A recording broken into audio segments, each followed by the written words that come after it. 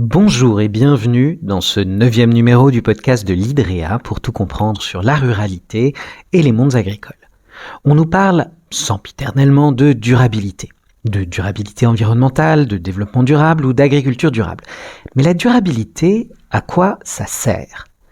La durabilité environnementale vise à préserver les ressources naturelles tout en permettant aux générations futures de répondre à leurs besoins. C'est la définition de la commission Brundtland aux Nations Unies en 1987. Elle repose sur 3 principes clés. La conservation des ressources, la gestion responsable des impacts humains et la restauration des écosystèmes dégradés. Elle exige un équilibre entre exploitation et régénération des ressources naturelles. Aujourd'hui, près de 140 pays développés dans le monde cherchent à répondre à leurs besoins de développement au travers de ce principe. Les emplois verts jouent un rôle central dans la mise en œuvre de la durabilité. Ils contribuent directement à la transition énergétique grâce aux énergies renouvelables comme le solaire ou l'éolien, réduisant ainsi la dépendance aux combustibles fossiles. Ils s'inscrivent aussi dans une démarche d'efficacité énergétique en promouvant des pratiques de construction durable et en limitant les déchets. Ces emplois favorisent non seulement la protection de l'environnement, mais également la création d'opportunités économiques locales.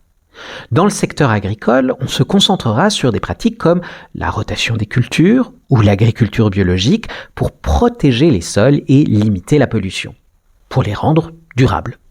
D'autres initiatives, comme la gestion des forêts et des ressources en eau, renforcent la préservation des écosystèmes. Ces efforts s'étendent également aux milieux urbains, où les infrastructures écologiques et les modes de transport dits durables sont devenus prioritaires.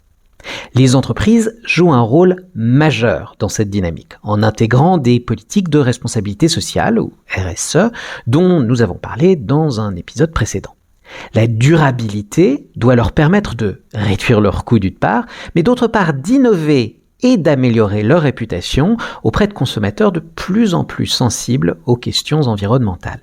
Ces efforts combinent efficacité économique et responsabilité sociale, tout en répondant aux attentes de la transition écologique. Mais c'est la recherche et le développement qui restent cruciaux pour façonner un avenir durable. Des innovations comme les plastiques biodégradables ou de nouvelles méthodes de purification de l'eau illustrent comment la science et la technologie ouvrent la voie à des solutions concrètes. À travers ces initiatives, la durabilité environnementale devient non seulement un impératif éthique, mais aussi un levier économique pour un monde plus équitable. Nous évoquerons sans doute certaines de ces pistes dans les numéros à venir de ce podcast.